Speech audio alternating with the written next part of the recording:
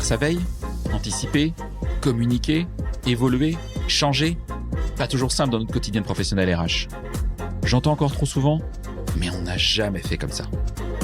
Cela m'a donné envie de nous aider et à voir notre métier RH différemment. Bienvenue donc dans On n'a jamais fait comme ça, le podcast de ceux et celles qui font avancer la profession ressources humaines, de ceux et celles qui nous proposent, à nous RH, des solutions pratiques et concrètes. Je suis Florent Le Tourneur, fondateur de We Feel Good, agence marque employeur et communication RH. Merci d'avance de votre fidélité. Si ça n'est pas encore fait, abonnez-vous pour ne pas rater les prochains épisodes. J'espère d'ailleurs que cet épisode ouvrira pour vous le champ des possibles et vous donnera envie de faire bouger les lignes RH dans votre entreprise. C'est parti et bonne écoute. Avant de démarrer, je suis fier d'accueillir un tout nouveau partenaire sur On n'a jamais fait comme ça. Lucas. Lucas, une entreprise qui propose des solutions autour de la gestion RH et des dépenses collaborateurs. Alors Lucas, je l'utilise quotidiennement depuis 8 ans. Et ce que j'apprécie surtout, c'est le soin qu'ils ont apporté au design et à l'ergonomie des interfaces pour les rendre très faciles d'utilisation et sans faire l'impasse sur la rigueur métier des logiciels RH. Mais Lucas, ce ne sont pas que des logiciels de gestion RH. C'est aussi une entreprise atypique, indépendante d'esprit et qui n'hésite pas à expérimenter des pratiques managériales hors du commun. Et c'est sans doute ça qui m'a plu. Défier les normes établies comme je tente de le faire chaque semaine avec vous, avec On n'a jamais fait comme ça. Pour les découvrir, c'est très simple, lucas.fr, L-U-C-C-A. Bonjour à toutes et à tous. Aujourd'hui, je suis ravi de recevoir dans mon studio podcast rennais Florence Marty, qui est la directrice des ressources humaines et de l'innovation sociale de Social Direct. Social Direct est une plateforme digitale d'assistance sociale en entreprise. Florence, tu vas nous en parler plus longuement. Déjà, un grand merci Florence pour ta présence. Merci beaucoup Florent et bonjour à tous. Merci pour l'invitation. C'est avec un grand plaisir. Et puis je crois que tu habites à Rennes depuis peu maintenant. J'habite à Rennes depuis quelques semaines maintenant. Bienvenue en Bretagne. Pour mon plus grand plaisir. Voilà. Bienvenue en Bretagne. On a une météo de dingue cet été. On n'en profite pas de l'été.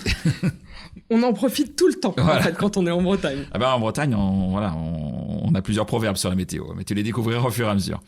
Alors, Florence, on va parler bien sûr de Social Direct, on va parler de l'assistante sociale en entreprise, de l'assistanat social en entreprise, de votre métier, de ce que vous faites. Mais avant de commencer, j'aimerais bien revenir un peu sur ton histoire, ton parcours, parce que tu n'as pas toujours été chez Social Direct, tu as eu une autre vie ou d'autres vies avant. Est-ce que tu pourrais nous raconter qui tu es ? Bon, alors si on commence par le début, moi je suis une fille qui a fait des études de droit par hasard. D'accord. Voilà, qui a adoré ça et puis qui est tombée dans les ressources humaines par hasard grâce à un stage de fin d'études. J'ai travaillé avec une DRH absolument exceptionnelle quand j'avais une vingtaine d'années. J'ai eu la chance, dès le début, de travailler sur des projets d'envergure. C'est même totalement hallucinant de confier des projets aussi importants à une toute jeune femme, une toute jeune professionnelle, puisque je m'étais occupée en premier dossier de la fermeture d'un établissement. Oui, ok. Donc j'aime autant te dire que c'était quand même intense. Et j'ai découvert en fait les ressources humaines comme ça, en étant totalement dans des projets stratégiques, des projets à impact pour les collaborateurs, mais aussi pour l'entreprise, en devant prendre évidemment en compte toutes les problématiques qu'on peut avoir avec les partenaires sociaux dans le cadre de ce projet. Et j'ai trouvé ça passionnant. Voilà. Et donc, la passion pour les RH ne m'a jamais quittée.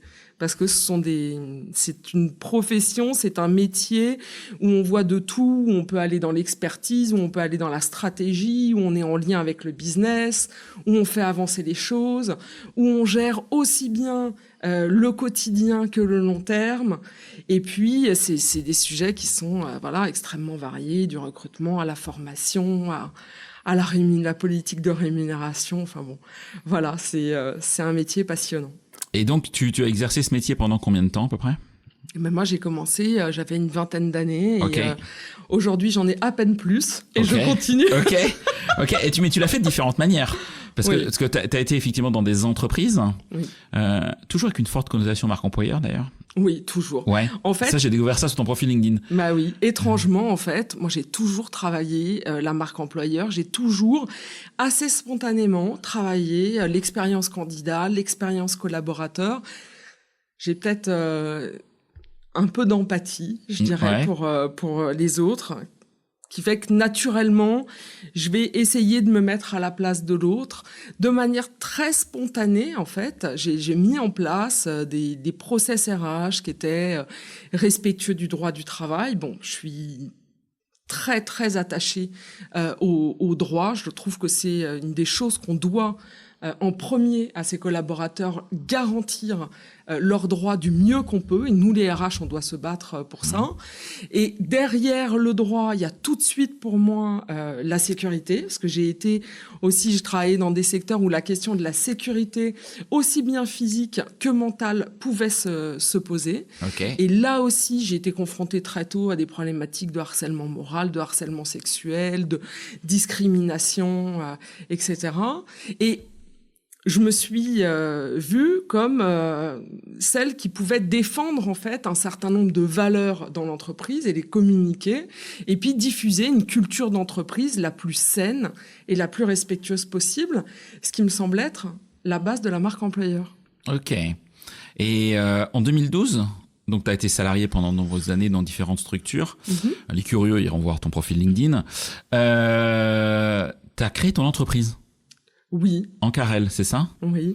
Et qui a duré 12 ans. Qui dure encore. Et qui dure encore.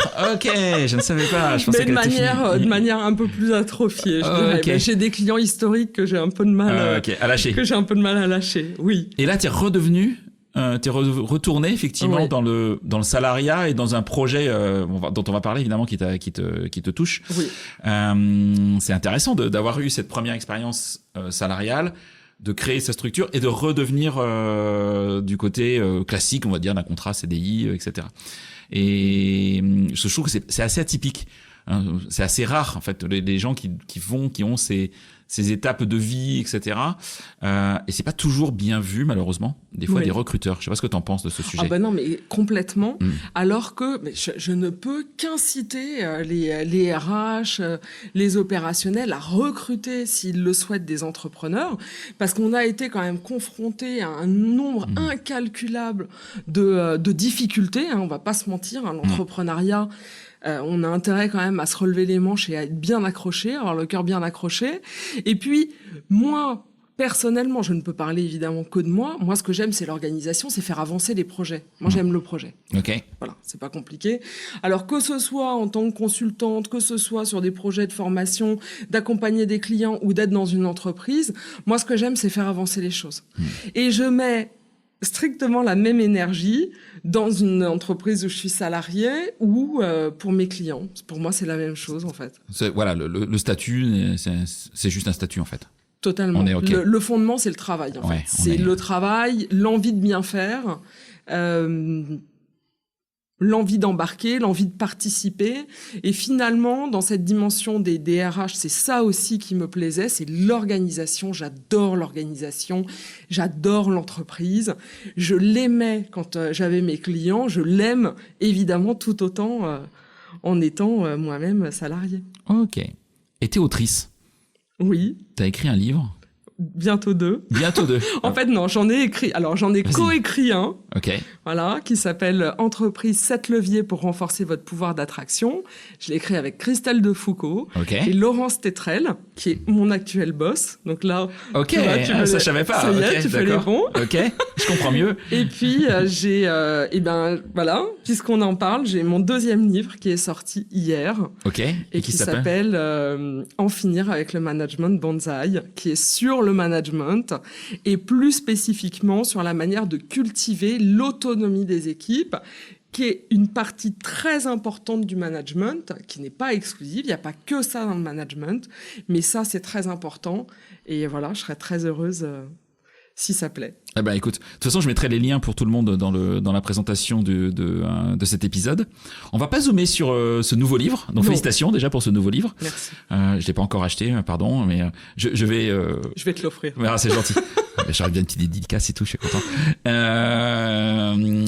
On va parler de Social Direct. Oui. D'accord. J'aurais bien aimé que tu nous expliques un petit peu, déjà avant qu'on rentre dans Social Direct, tu es directrice des ressources humaines et de l'innovation sociale. Oui. Comment est-ce que tu définis l'innovation sociale ? L'innovation sociale, en fait, c'est la manière dont chaque entreprise peut penser et repenser son implication sociale. En fait, aujourd'hui, quand on parle, par exemple, de RSE, de responsabilité sociétale, des entreprises, on pense beaucoup environnement et on pense un peu moins le social et le sociétal. Un tout petit peu moins, je dirais. Alors, on a la chance d'avoir une réglementation depuis janvier dernier qui s'appelle la CSRD. Pour les RH et les auditeurs qui ne connaissent pas, vous pouvez aller la voir, qui oblige les entreprises de plus de 250 personnes, mais bientôt, d'ici 2 ans, même les plus petites entreprises, à penser, en fait, et à effectuer un bilan de durabilité sur 3 grandes dimensions de l'entreprise, les grandes dimensions extra-financières de l'entreprise, on disait ça anciennement, que sont l'environnement, la gouvernance et le social. Et en fait, l'innovation sociale, c'est de se dire comment est-ce que je peux repenser cette dimension-là dans l'entreprise. Ok, hyper intéressant. Sur la CSRD, donc aujourd'hui, c'est plus de 250 salariés. Oui. Demain, ça va s'étendre à de plus en plus d'entreprises. Tu dis 2 ans, en même temps 2 ans, c'est loin et c'est très court pour moi. Enfin, c'est demain. Ouais, on est d'accord, en tant qu'entrepreneur, pour moi, c'est demain. Donc, j'aurais tendance à dire, même une entreprise qui est plus petite aujourd'hui aurait peut-être d'ores et déjà intérêt à rentrer dans ce dispositif, même si elle n'a pas d'obligation légale, mais à s'intéresser plutôt que subir les choses dans 2 ans et le faire un peu à l'arrache, quoi. En fait, pour tout te dire, toutes les entreprises qui ont des clients de plus de 250 personnes ont intérêt à le faire dès maintenant, puisque leurs clients vont leur demander à un moment donné de se positionner par rapport aux indicateurs, aux ESRS. Bon, tu m'as convaincu, moi, d'y aller, tu vois. Voilà, parce que je suis loin de 250 salariés, c'est pas mon objectif. Non, en plus. mais tu peux y aller. Mais je pense qu'il va falloir que j'y aille. Alors, c'est pas le sujet non plus, mais je t'expliquerai. Mais non, mais faudra que je fasse un épisode sur ce sujet. Tu peux. Ouais, parce que c'est un véritable enjeu. Oui. Pour tout le monde. Et puis je pense que c'est un enjeu, je trouve que ça va dans le bon sens. En tout cas, là, c'est une opinion personnelle, mais ça va dans le bon sens. Je trouve aussi. De ce que doit être une entreprise. Et ça rebat les cartes, tu vois, cette dimension sociale. Ça redonne une nouvelle position à la DRH. Alors, bon, pour en avoir discuté avec des collègues, certains sont moins enthousiastes que moi. Moi, je crois que c'est une opportunité fabuleuse pour les DRH de repenser leur impact, et notamment leur impact chiffré. On ne pense pas suffisamment, nous les RH, à faire le retour sur investissement de nos actions, à chiffrer nos actions, à suivre nos KPIs. On n'y pense pas assez, on a du mal à le faire, c'est pas forcément dans la culture RH en général. Et là, la CSRD va nous obliger à le faire, et je trouve que c'est très bien, puisque ça va rendre visible toutes les très belles actions RH qui sont mises en place dans les entreprises, et je ne sais pas si tu seras d'accord avec moi, et pour lesquelles les RH ont du mal à communiquer, que ce soit en interne ou en externe. Donc pour moi, c'est vraiment une opportunité de rayonner. Ok, vraiment intéressant. Et puis tu viens sur un sujet aussi de l'importance de la fonction RH, c'est pas le sujet du podcast, mais de cet épisode, mais l'importance de la fonction RH dans un comité de direction, dans un COMEX, etc. Je pense qu'on est convaincus tous les deux, mais malheureusement, je vois encore des collègues qui souffrent, qui sont rattachés à des DAF et qui, j'ai rien contre les DAF, à chaque fois je le dis, mais qui n'ont pas forcément la hauteur de vue que doit avoir un DRH dans un CODIR, dans un COMEX, parce que chacun son job et c'est la somme qui fait que l'entreprise va tourner. Voilà. Je sais pas pourquoi je raconte toutes mes opinions ce matin. Mais aujourd'hui, moi ça me va. Mais je les raconte. Alors, si on parle de Social Direct, oui. Est-ce que tu pourrais nous expliquer qui est Social Direct et quelles sont vos missions en fait ? Alors, Social Direct, c'est une entreprise qui a 3 ans, qui est née post-Covid, et sur le constat que l'assistance sociale en France est d'une part, assez mal représenté, assez méconnu dans les entreprises, que c'est un métier auquel on n'a pas tellement accès. Globalement, les assistants sociaux dans les mairies, dans les institutions, on a un rendez-vous en 2 mois. Grosso modo, c'est ça. Et c'est un métier qui est réputé pour... C'est affreux ce que je vais dire, et je vais le mettre vraiment avec des gros guillemets, les cas sociaux. Ouais. C'est-à-dire que c'est un métier, si on est dans une certaine catégorie de la population, on peut aller voir un assistant social ou une assistante sociale, mais sinon, on n'en a pas besoin. Social Direct, Social Direct, naît de l'idée que les assistants sociaux du travail sont utiles à tous les collaborateurs, qu'ils soient ouvriers, employés, agents de maîtrise ou cadres. Aujourd'hui, grosso modo, on a 35-40% de nos bénéficiaires qui sont des cadres. Donc c'est dire que ça n'a pas de lien en fait avec le statut, le contrat de travail, la CSP globalement. Et on touche à des domaines en fait qui sont à la frontière souvent entre la vie professionnelle et la vie personnelle.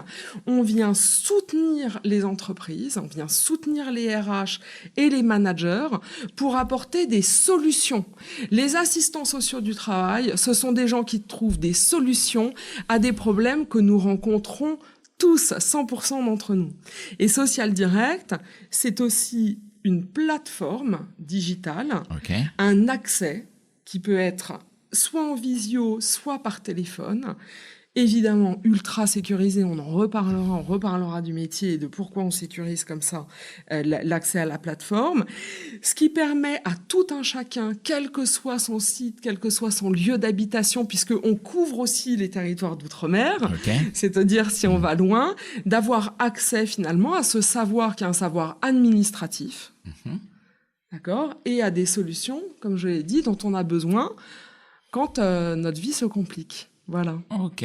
Est-ce que tu pourrais, pour illustrer, bien sûr sans citer les noms parce que c'est pas du tout l'objectif, mais quelques exemples d'accompagnement que Social Direct permet, ou peut-être sans Social Direct, peut-être que vous auriez pas pu aider telle ou telle personne qui travaille dans telle ou telle organisation, qui serait peut-être toujours effectivement dans une situation un peu difficile.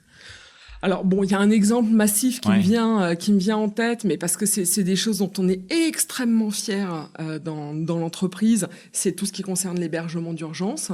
Voilà, je sais qu'on en a fait un le 24 décembre, donc c'est te dire si la date est symbolique. Voilà, quelqu'un qui s'était retrouvé à la rue avec son enfant. Salarié d'une entreprise cliente. Salarié d'une entreprise cliente. Et ça arrive bien plus souvent qu'on ne l'imagine. Des cas de salariés qui dorment dans leur voiture, etc. COSPA, peut-être pas en parler en interne du tout. Clairement, et on en a. Donc là, j'ai envie de te dire, c'est des cas... C'est très fort. C'est des cas qui sont très forts et c'est des cas qui nous marquent. Mais globalement, on intervient sur 6 grands thèmes. Qui sont On intervient sur toute la santé. Donc toute la santé, c'est la question de la maladie, c'est la question de l'invalidité, c'est aussi le handicap, la reconnaissance du handicap. Là où l'assistance sociale est très forte par rapport à un RH, c'est qu'on intervient pour le salarié évidemment, mais on intervient aussi pour son conjoint ou sa conjointe. On intervient aussi pour l'aider dans les démarches pour ses enfants ou pour les parents. Donc tu vois qu'on a une action qui est beaucoup plus large. En fait. Et on rend des services qui sont très importants en fait aux collaborateurs et on peut le faire parce que c'est notre métier. C'est le cas aussi lorsqu'on intervient sur le logement. Je vais quand même mettre des grosses pincettes parce qu'on ne fait pas des miracles. Oui, trouver un logement social par exemple à quelqu'un, on connaît la situation de la France, c'est une catastrophe. La situation est effectivement une catastrophe, mais on a quand même une connaissance aussi du tissu local, puisque nous on a des assistants sociaux dans toutes les régions, ce qui nous permet aussi parfois d'avoir des appuis, parfois on arrive quand même à faire des petits miracles. En lien avec des CCAS par exemple ou des choses comme ça. On arrive, c'est ce qu'on appelle un peu le maillage, le réseau, on arrive parfois à dénouer des situations qui étaient nouées. Attention, c'est pas 100% des cas. On parle du logement. On trouve des solutions, mais on n'est pas magicien. C'est exactement ça. En revanche, ce qu'on peut faire, c'est accompagner quelqu'un pour bien constituer son dossier. Ce qu'on peut faire aussi, c'est un bilan, une enquête sociale à joindre au dossier. On peut appuyer le dossier.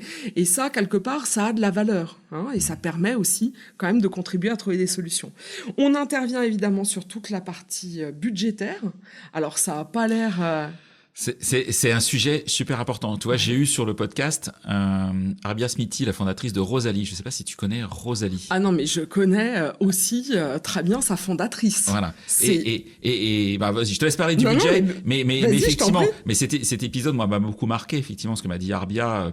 Et je remettrai le lien vers l'épisode. Et Rosalie, en fait, permet à tout à chacun d'un collaborateur de pouvoir toucher son salaire quand il veut dans le mois par une simple application. Donc en fait, c'est le fameux raconte sur salaire que très peu de gens demandent, qui saoule les RH, alors que là, c'est en totale autonomie et qui aide effectivement des personnes à ne pas être dans le rouge, de pas attendre le 30 du mois pour être payé et donc d'avoir ce salaire quelque part qui est un dû parce qu'il a été effectué, plutôt que le 30 du mois ou le 1er du mois suivant, et d'éviter du rouge, d'éviter des agios et de rajouter de la dette à la dette. En fait, voilà, pour faire très très court. Mais c'est ça. Voilà. C'est ça. Pour moi, Rosalie, toutes les entreprises, je le dis, mais j'ai pas d'action dans la boîte. Toutes les entreprises devraient avoir ce service je suis en phase. à disposition des collaborateurs. Je suis pas actionnaire de Rosalie, mais franchement, je trouve que c'est une top innovation. C'est d'utilité publique. Ça devrait être obligatoire, en fait, d'avoir une solution clé en main pour les collaborateurs, de manière à ce qu'ils puissent maîtriser effectivement 100% de la paye.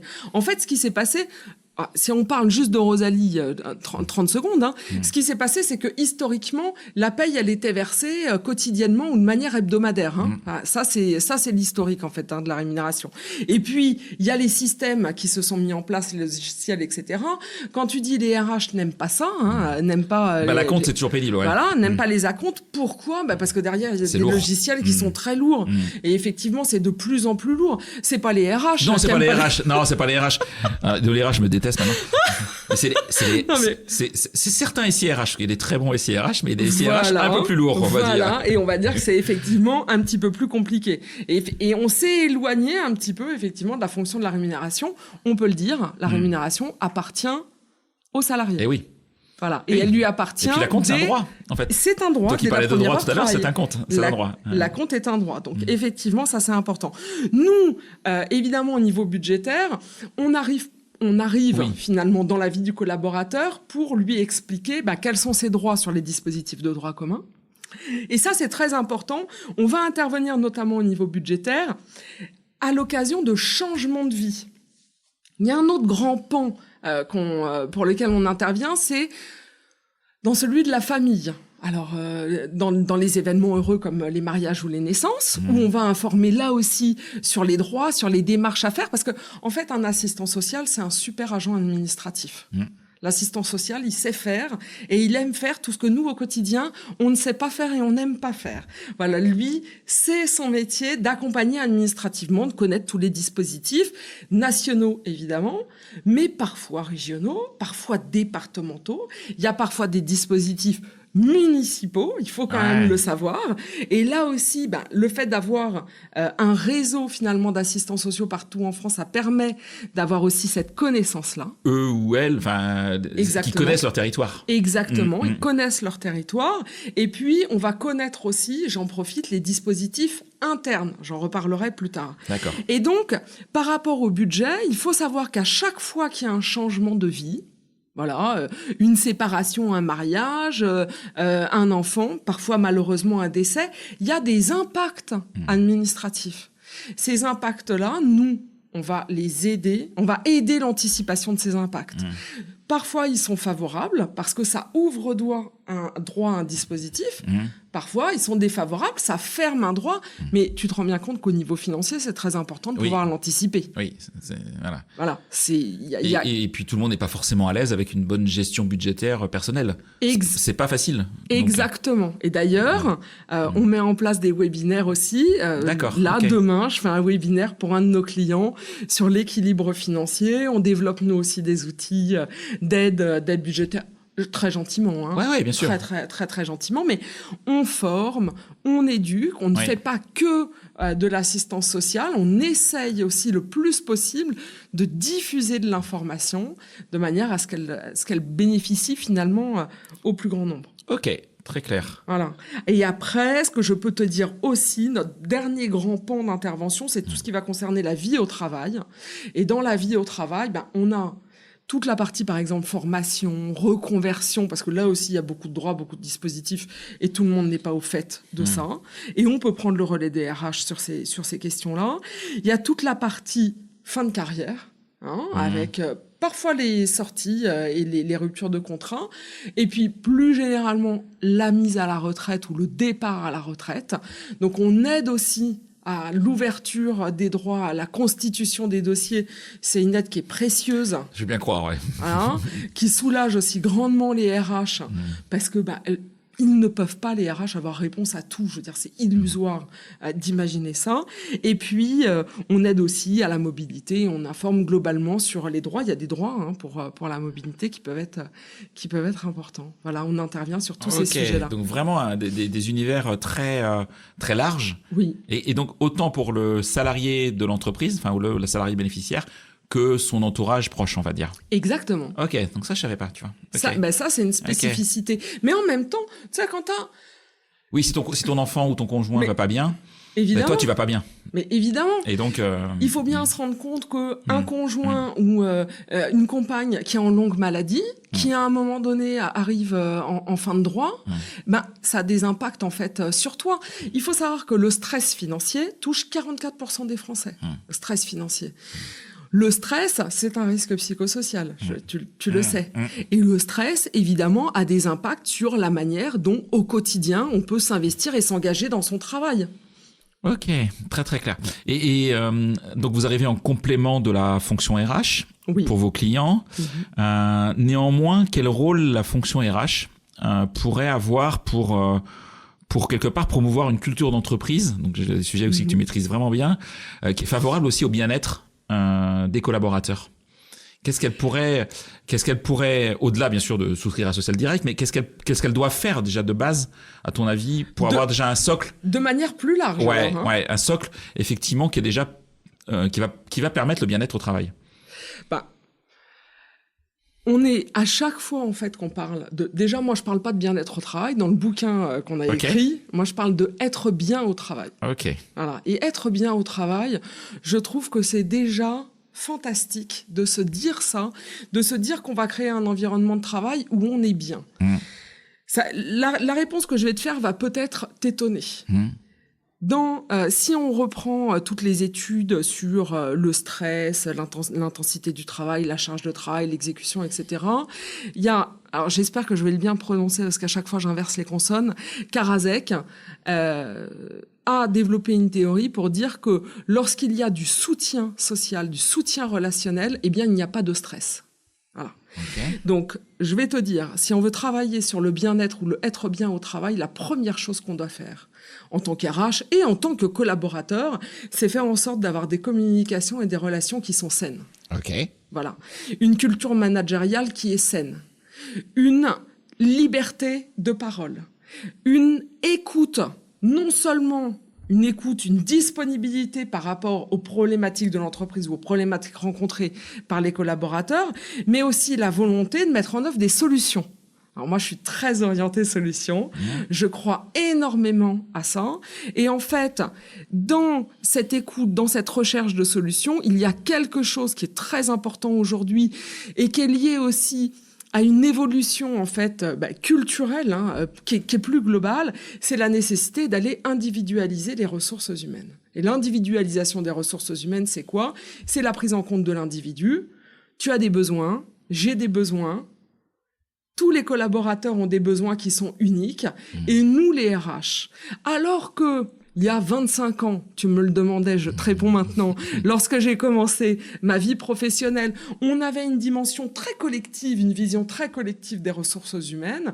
Aujourd'hui, on voit que ce volet collectif, bien sûr, il est toujours présent, mais on voit que ce qui compte pour les collaborateurs, c'est la manière dont ils sont traités individuellement et dont on prend en compte leurs problématiques, leurs questions, leur parcours professionnel, leurs souhaits d'évolution. Plus on va dans l'individualisation des ressources humaines, plus on crée du bien-être. Ok. Est-ce que ça complexifie aussi le métier des RH?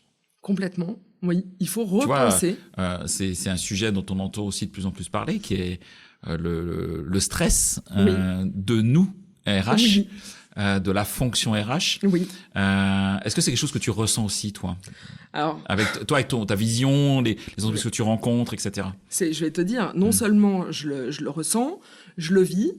Chez Social Direct, on est en train de s'appuyer sur un concept qui est la fatigue compassionnelle.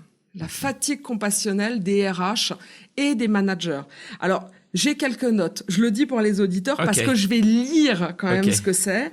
La fatigue compassionnelle, en fait, c'est l'épuisement par compassion ou l'épuisement d'écoute. C'est un état de stress qui est lié à un épuisement émotionnel, mental ou physique chez les individus qui sont exposés à la souffrance ou aux problèmes d'autrui.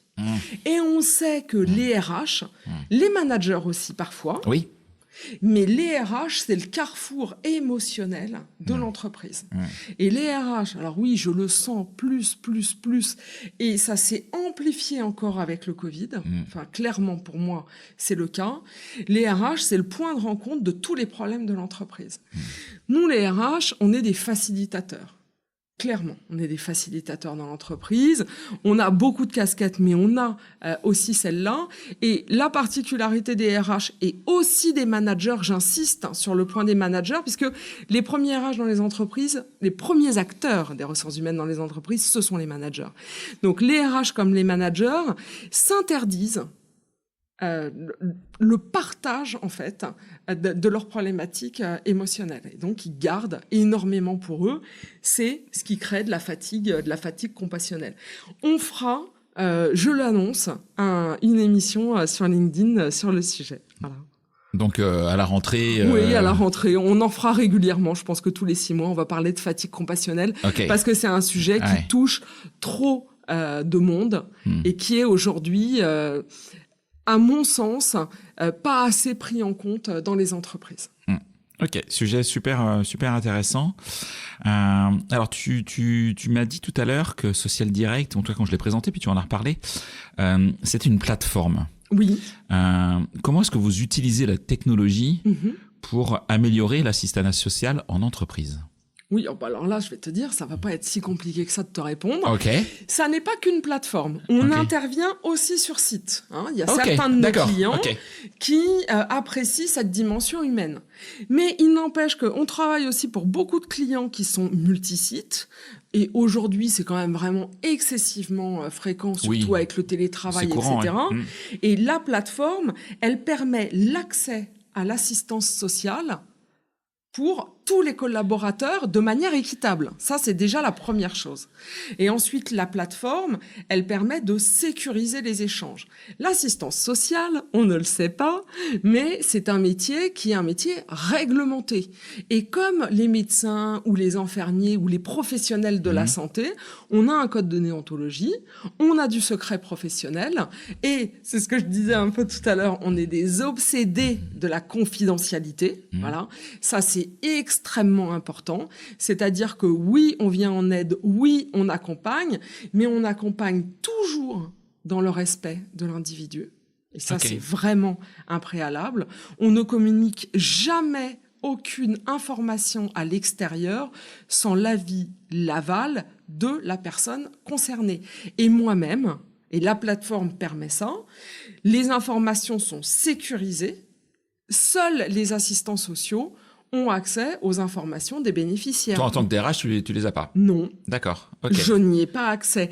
Je peux avoir des statistiques qui sont des statistiques qu'on va évidemment communiquer à nos clients et qui sont extrêmement utiles pour nos clients. Donc, pas les noms, mais c'est pas des les stats. noms. Donc, c'est anonymisé, des quoi. Stats qui sont anonymisés. Alors, pourquoi c'est important, les stats et les datas? C'est parce que derrière, on va aussi échanger avec les RH, et tu me demandais tout à l'heure l'explication de mon titre, il vient aussi de là, et derrière, on va aussi aller conseiller les RH et leur montrer finalement quels sont les besoins sociaux de leurs collaborateurs. Il y a un sujet aujourd'hui qui monte énormément, c'est les proches aidants. La question du proche aidant.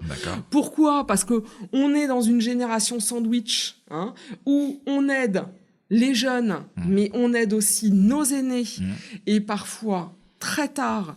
Et donc, ça crée des problèmes financiers, des problèmes d'équilibre de vie professionnelle et de vie personnelle. Je donne quelques stats comme ça. Il y a 11 millions de proches aidants en France. Il y en a 4 millions qui s'ignorent. Il y a 5,5, 6 millions qui sont salariés.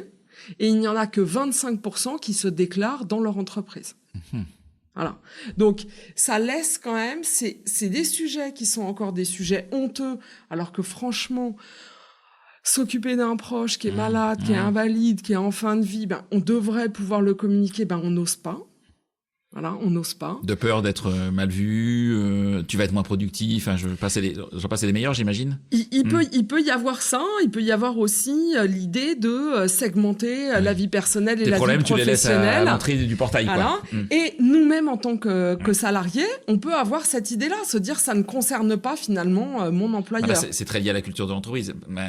C'est comme je l'ai sur d'autres sujets, moi d'entreprise que j'accompagne sur des sujets de marque employeur. Effectivement, si l'exemplarité n'est pas au niveau du top management, derrière les collaborateurs, les collaboratrices vont pas s'autoriser vont avoir peur d'eux, etc. C'est ça en fait. Complètement. Et tu vois, quand je te disais tout à l'heure, qu'est-ce qu'on peut faire en tant qu'RH pour la marque employeur, la première chose à faire quand je te dis c'est de la communication, c'est pas une blague. C'est-à-dire que là, tu as tout de suite une partie, il y a 75% des gens qui sont proches aidants dans les entreprises, tout le monde l'ignore. Tu mets de la communication, tu permets d'avoir accès. Évidemment, un service d'assistance sociale, c'est fantastique, mais il peut y avoir d'autres services, d'autres aides. Il n'y a pas que Social Direct, j'aimerais bien qu'il n'y ait que Social Direct. Mais ça n'est pas le cas. Et ce qui est important, c'est d'essayer d'aller chercher des solutions, sachant que, en moyenne, on est entre 2 et 20 heures dédiées à l'approche aidance par semaine, et 1/6 des salariés, c'est 20 heures par semaine qui consacrent à l'aidance. Ok. Ouais, donc je donne c'est énorme. Ouais. C'est énorme. C'est énorme en termes de fatigue, c'est énorme au niveau émotionnel, c'est énorme au niveau financier. Il faut se rendre compte aussi que ça crée des problèmes d'absentéisme, de maladie, parce que ces personnes-là n'ont jamais de repos, par exemple. Nous, on apporte des solutions. Il y a des dispositifs en France pour apporter des solutions de repos, des formations, etc. Donc, il y a énormément de choses à faire. Ok. J'ai plusieurs questions qui me viennent. Je vais mettre à la place d'un salarié d'un de vos clients. Donc, je peux joindre mon assistante sociale, ou est-ce que c'est une assistante sociale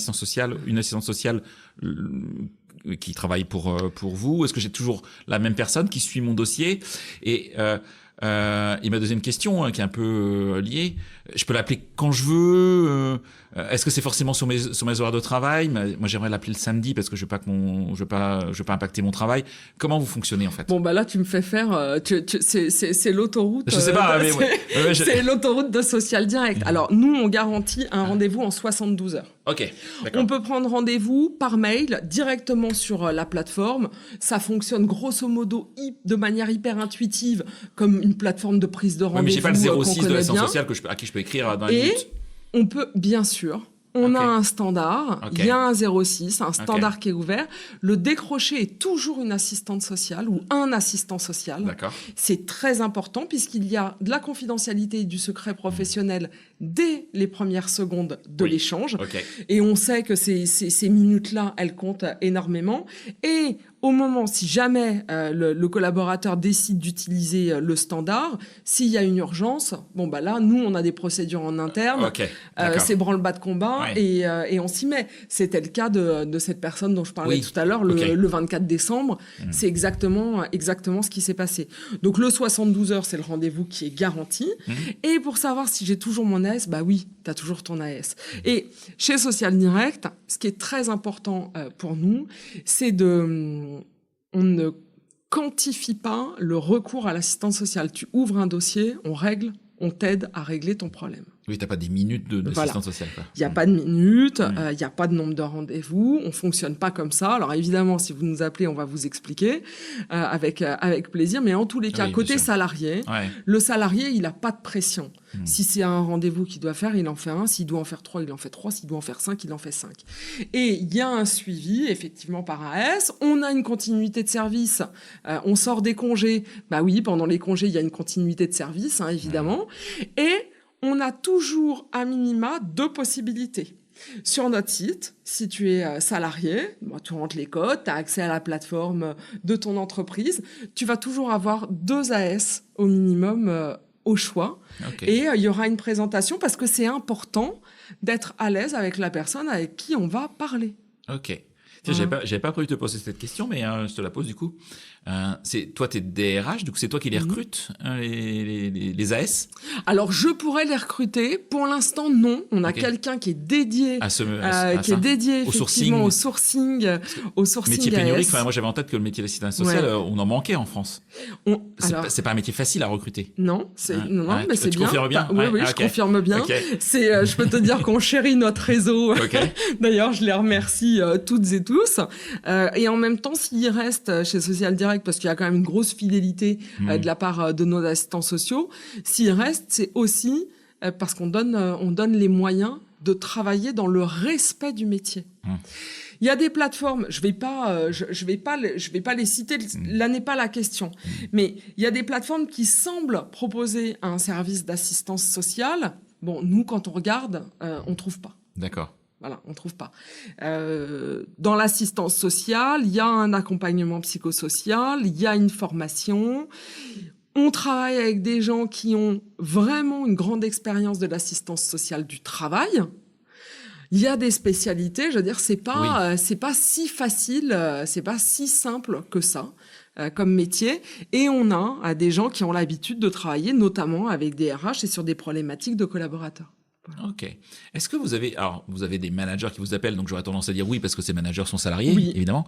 Mais est-ce que ça vous arrive d'avoir des managers qui vous appellent et qui vous parlent de leurs difficultés peut-être managériales au sein de l'organisation cliente? Oui. Voilà. Et comment vous gérez ce genre de situation, parce que vous êtes pas là pour gérer les problèmes de management de la boîte. Alors donc, en fait, quand tu dis problèmes managériaux, c'est plutôt ils vont nous appeler pour savoir comment réagir par rapport à un collaborateur qui a une difficulté. C'est ça que j'avais en tête. Ouais. Voilà. Donc là, on va pouvoir. On n'aime pas trop et c'est pas l'objet de l'assistance sociale. C'est pour ça que je te dis. Mais ce qu'on va pouvoir faire, c'est quand même donner quelques billes. Ok. Et puis expliquer comment est-ce que nous, en tant qu'assistant social, on va pouvoir accompagner la personne. C'est-à-dire qu'on va donner du sens à notre action et on va pouvoir, avec le manager et avec les RH, parce que les RH, évidemment, ont énormément besoin de ce conseil, on va pouvoir dire, bah oui, tel sujet, on peut le traiter, parce que parfois, ils nous appellent pour savoir est-ce qu'on peut traiter tel sujet. Souvent, c'est oui, quand même. Okay. On a quand même un spectre d'action qui est quand même assez large. Donc, souvent, c'est oui. Ou souvent, on sait comment mettre en relation avec la bonne personne, parce qu'on travaille aussi de manière pluridisciplinaire, parfois avec des médecins du travail, évidemment, toujours avec l'entreprise, parfois avec des psychologues du travail, mais toujours en lien avec l'entreprise. Il n'y a pas d'initiative propre, mais on va quand même pouvoir à un moment donné orienter vers les services aussi internes, parce qu'on a cette connaissance parfois qui est meilleure des dispositifs internes que certains managers ou que certains RH. Oui. Alors, tu l'as abordé il y a peut-être une vingtaine de minutes. Oui. Je l'avais en tête de la question, mais donc, tu vas la poser maintenant. Oui. Ça veut dire quoi concrètement? Ça veut dire que vous connaissez bien, enfin vos assistants sociales ou sociaux connaissent bien les accords de l'entreprise, les dispositifs internes, que des fois les collaborateurs n'ont pas forcément tilté, quoi. Complètement. Alors qu'ils l'ont peut-être sur leur intranet ou quelque part, mais ils l'ont pas vraiment en tête, en fait. Complètement. Là, par exemple, on va travailler avec un grand groupe, dont évidemment, je tairai le nom. On leur demande, évidemment, d'avoir accès à leurs accords, à leurs dispositifs, à leur politique sociale. Tu me parlais d'innovation sociale. On reboucle avec la politique sociale. Et c'est pour ça que je te dis, évidemment, on peut faire du conseil parce que on a les gens, on voit les besoins, on les comprend par rapport à des populations données. Sur certains territoires, c'est pas les mêmes problématiques, évidemment, qui vont ressortir. Là, par exemple, on va intervenir en Nouvelle-Calédonie. Bon, bah, t'imagines bien, avec les événements qu'on a, proposer une intervention particulière et une intervention ciblée pour un de nos clients sont des règles qui sont encore particulières, et donc on a quelqu'un qui est là-bas et qui connaît les dispositifs évidemment locaux, d'accord, mais oui, on étudie les accords, ça nous prend un petit peu de temps, oui, on regarde les dispositifs, oui, on informe, mais en fait, on est des accélérateurs de la politique sociale de l'entreprise. C'est-à-dire que oui, on est sur les dispositifs de droit commun, évidemment, mais on va aussi valoriser les dispositifs de l'entreprise. Et j'aime autant te dire que c'est précieux. Ah oui, pour moi, je trouve ça même clé, c'est même un atout très très fort. Oui. Parce que quand on est salarié d'un grand groupe, et même des fois d'une plus petite, on n'est pas au courant de tout ce qui est possible en fait dans l'entreprise parce que on l'a zappé, parce qu'on n'est pas dedans, parce que c'est pas notre quotidien. Et oui, je trouve que c'est clé. Hein. Oui. Parce que moi, voilà, qui a été RH de grands groupes, la première chose que j'ai fait quand je suis arrivé dans des grands groupes, quand j'ai changé, c'est de lire les accords. Oui. Voilà, parce qu'un minimum, il faut savoir ce qui se passe dans la boîte, quoi. Et ça, c'est pas toujours simple. Et quand on fait de l'onboarding, honnêtement, j'ai rarement vu beaucoup d'onboarding de boîtes où on permet au collaborateur de s'arrêter, où on lui présente les accords ceci, les accords cela qui existent dans l'entreprise. C'est sur l'intranet, grosso modo, si tu as du temps, tu les lis. Sauf qu'on sait très bien que dans l'onboarding, ça va très vite et qu'on n'a pas le temps de les lire, quoi. Complètement. Et ben là, tu vois, on serait là. Ou voir qu'on n'a pas d'ordinateur. Parce que là, je réagis en plus en tant que cadre qu'à un super ordinateur, mais quand on est ouvrier dans l'industrie agroalimentaire, on va pas te donner un ordinateur pour aller regarder les accords. Hein. Bah, t'as tout compris. Voilà, et tu n'as même pas forcément de RH ou de manager qui est informé sur ces sujets-là dans ton établissement. Je veux dire, parfois, nous, on raisonne un peu trop siège, voilà, facilité d'accès au RH, mais il y a énormément de collaborateurs qui n'ont pas cette facilité. Je pense à tout le secteur du retail. Bah, quand tu es en boutique, j'aime autant te dire que tu n'as pas un RH derrière tous les collaborateurs. Et tu me demandais tout à l'heure, est-ce que c'est pendant les heures de travail ou en dehors des heures de travail? Alors, c'est nos clients qui choisissent. Okay. Nous, on a des plages d'intervention qui vont de 7h à 20h. On peut intervenir le samedi. C'est toujours pareil, hein, c'est possible, c'est une possibilité, mais on a des plages qui sont larges pour permettre à tout le monde, quels que soient les horaires de travail, parce que là encore, on pense un peu trop facilement aux horaires de bureau, mais on peut avoir aussi des populations qui ont des horaires évidemment décalés. Et je vais te dire, 99% de nos clients sont d'accord pour un appel pendant le temps de travail. Oui, franchement, si on est OK, enfin, je me mets à la place d'un client, si je suis OK pour prendre une prestation telle que Social Direct, ça veut dire qu'il y a quand même un état d'esprit dans l'entreprise qui est pour moi, il y a une ouverture sur le sujet. Donc on veut que nos collaborateurs soient bien. Donc en soi, c'est pas le quart d'heure que la personne va prendre au téléphone qui va changer la face de la boîte, quoi. Mais je vais te dire, c'est un tout petit peu plus d'un quart d'heure. On est plutôt sur 30-45 minutes. Plutôt 45 minutes sur un premier entretien. Mais en revanche, ce qui est sûr aussi, c'est que souvent les collaborateurs, ils préfèrent être chez eux.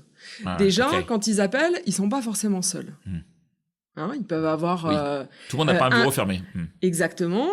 Donc, mais ils peuvent avoir aussi besoin d'un soutien, du soutien d'un ami, du soutien d'un conjoint, de la personne intéressée. Parce que quand on appelle, par exemple, pour un de ses parents, eh bien... On le fait souvent en famille. C'est pas rare, en fait, de faire ça. Et on aborde aussi des sujets qui sont sensibles, qui sont personnels, qui touchent l'affect, qui peuvent générer des émotions. Quand on appelle pour une difficulté financière, quand on appelle pour quelqu'un qui est malade, quand on appelle parce que on a un besoin de reconversion professionnelle, bon bah t'imagines bien qu'il peut y avoir derrière des émotions. Donc le plus souvent quand même, on nous appelle du domicile ou d'un lieu privé. Et on peut choisir aussi bien la visio que le téléphone. Là aussi, on n'y pense pas, mais il n'y a pas de couverture encore Internet partout en France. Il y a encore des zones, il y a encore des gens qui ont un accès difficile à Internet, d'accord, au réseau, mais qui ont aussi peu de compétences, je dirais, technologiques. Voilà, et puis qui préfèrent encore le bon vieux téléphone. Bon, bah ça, on le permet aussi. OK. Tu as dit tout à l'heure que que quelque part Rosalie devrait être obligatoire dans toutes les entreprises. Mhm. Alors, j'ai tendance à dire que Social Direct devrait être obligatoire dans toutes les entreprises. Alors, je suis pas actionnaire. Hein. Ouais, j'adore. Ouais. Mais alors, qu'est-ce qui fait qu'aujourd'hui, on est encore quelque part qu'au début de ce sujet? Vous avez combien de bénéficiaires aujourd'hui à peu près chez On a 50 000 bénéficiaires okay. directs. Ok. Beaucoup plus techniquement pour la fin d'année. Ok. Mais il y a 30 millions de Français qui travaillent. Complètement. Ouais. Donc il y a encore un potentiel juste de dingue. Ouais. Donc 2 questions. En une, ça se fait pas, mais je vais le faire quand même. Pourquoi effectivement, ça va pas encore plus vite? Pourquoi les entreprises n'ont pas forcément ce réflexe-là, ou peut-être ne connaissent pas d'ailleurs ce sujet. Donc c'est l'objectif aussi du podcast, c'est de vous faire connaître des choses nouvelles. Et secondo, on a parlé des entreprises, et j'ai envie de te poser la question, quid des collectivités, de la fonction publique? Est-ce que c'est aussi vos clients? Est-ce qu'ils y réfléchissent aussi? Parce que les gens qui nous écoutent ne sont peut-être pas tous dans le monde privé. Alors complètement. Donc je vais te répondre déjà sur le pourquoi. Mais je vais te dire, je vais parler de moi. Je suis pas. On peut pas dire que je suis pas débrouillarde. On peut pas dire que je connais pas mon métier. J'ai écrit un bouquin sur la marque employeur. Ouais. La question sociale, c'est une question qui m'intéresse depuis toujours. Et l'assistance sociale, moi, j'y ai jamais pensé. D'accord. En tant que DRH. Moi, avant Social Direct, je ne pense pas à l'assistance sociale comme une possibilité de recours dans mon entreprise. Je vois ça encore comme un vieux métier, comme un métier poussiéreux, comme un métier qui a mauvaise réputation. Ok. Ou voilà. Comme tu l'as dit au départ, c'est pas pour nous, en fait, c'est pour les cas sociaux. Exactement. Voilà, sans côté péjoratif de ma part. Et je ne vois même pas comment moi, d'un point de vue RH, un assistant social peut m'aider. Alors que, mon Dieu, mais si vous saviez à quel point au niveau RH vous pouvez être soulagé de vous appuyer sur un assistant social du travail, c'est incommensurable. Et moi, plus je travaille dans Social Direct et pour cette entreprise, et plus je trouve des sujets, et plus je trouve de manière d'accompagner les gens. Ça, c'est pour te répondre. Et puis, sur les collectivités territoriales, oui, de la fonction publique, bien sûr, on répond à des appels d'offres. Il y a des appels d'offres. D'accord. C'est pour tout le monde. Donc, ça veut aussi dire que la fonction publique a pris conscience aussi qu'il fallait aller sur ça. Totalement. Et peut-être même plus que la fonction, peut-être même plus que les entreprises privées. Ok. Ok. Intéressant. Ouais. D'accord. Donc ça c'est plutôt top. Le temps tourne. Comment est-ce que tu vois l'évolution comment tu vois l'avenir de l'innovation sociale ces prochains mois, ces prochaines années? Alors, j'en ai un tout petit peu parlé quand même tout à l'heure. La CSRD va rebattre les cartes. Moi, je pense que l'avenir, c'est la durabilité. La durabilité dans les liens qu'on a et dans les services qu'on propose aux individus et aux collaborateurs. Je crois aussi, mais parce qu'on l'a défendu dans notre livre sur la marque employeur, qu'aujourd'hui, les cycles de vie professionnelle ne sont plus continus comme ils l'étaient par le passé. On ne reste plus 10 ans, 15 ans, 20 ans dans une société. En revanche, je pense qu'on peut avoir des cycles de vie discontinus dans les entreprises. Hélène Lee, qui est une co-auteure aussi une personnalité sur LinkedIn, une co-auteure de Christelle Defoucault, parle de salariés boomerang. C'est-à-dire que les salariés aujourd'hui, ils arrivent dans les entreprises, ils partent et puis ils vont revenir quelques années plus tard. Ce qu'on a défendu comme théorie dans notre livre sur l'innovation sociale, notamment, c'est le fait que les RH, pour moi, doivent animer des communautés. On doit être des animateurs de communautés. On doit animer des communautés de candidats.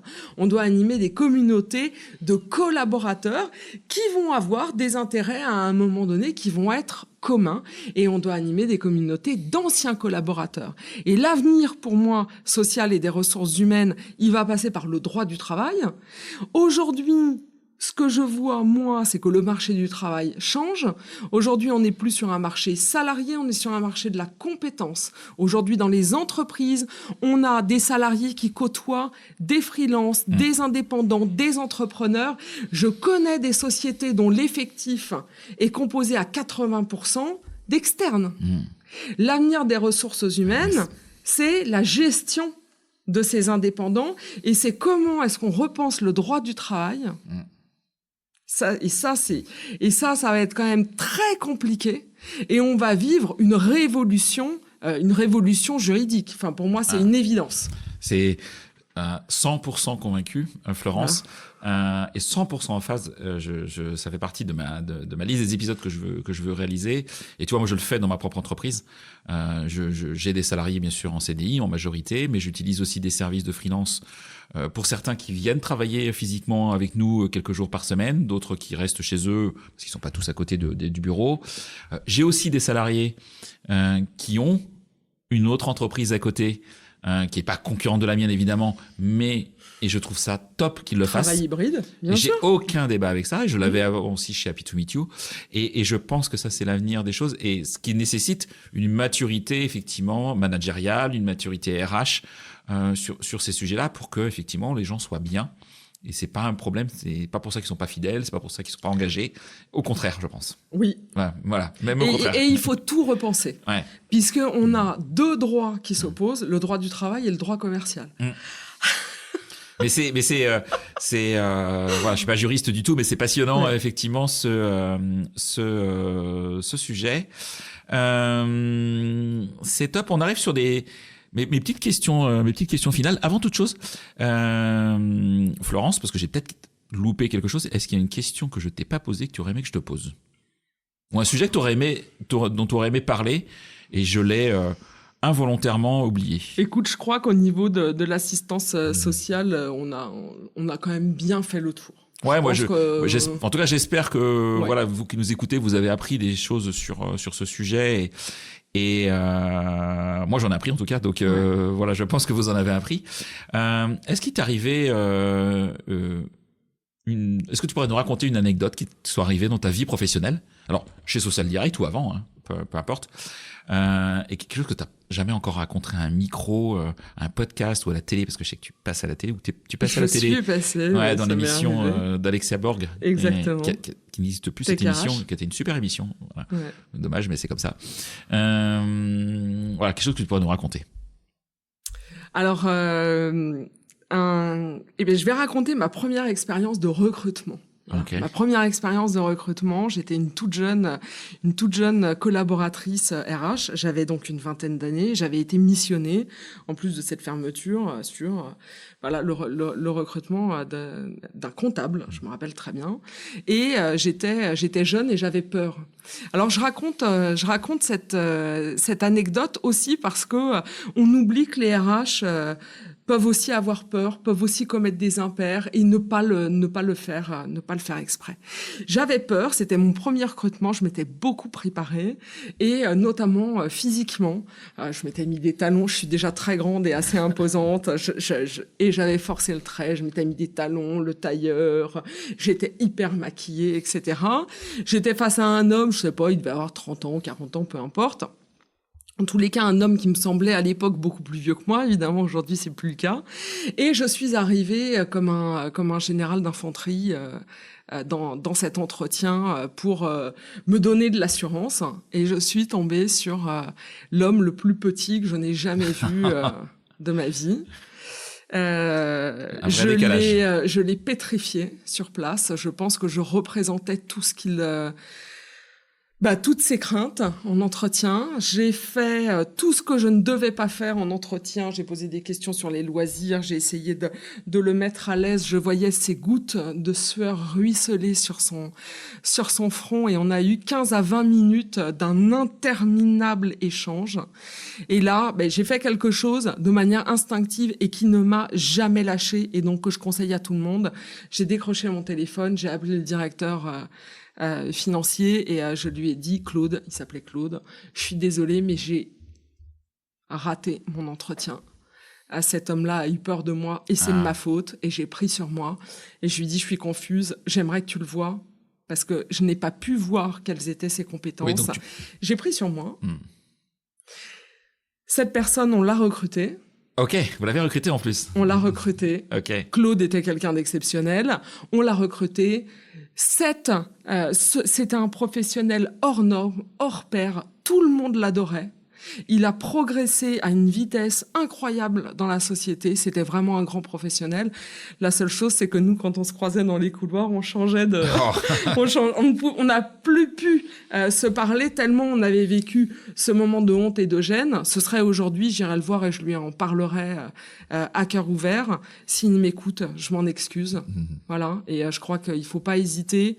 À ne pas discriminer les gens, même si quelqu'un est différent, y compris physiquement, il peut avoir une très grande valeur professionnelle. Ça, c'est la première chose. La deuxième chose, c'est qu'il ne faut pas avoir peur de dire « je me suis trompé » et de demander de l'aide à un collègue et de dire « s'il te plaît, fais en sorte de rattraper mon erreur ».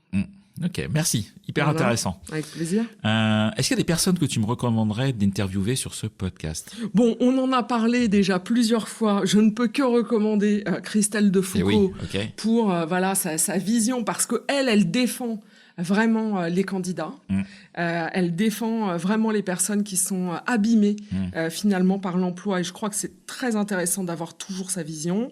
Je vais recommander aussi Judith Castro pour le BAM Lab, qui a monté avec Lucille Roux un programme incroyable de coaching à distance, et c'est juste une femme qui a une énergie je connais pas. Fabuleuse. Tu peux y aller, il n'y a pas de problème. Et Sandrine Dorbès, j'espère que c'est Dorbès et que c'est pas Dorbe, pour How Much, qui parle de rémunération comme personne.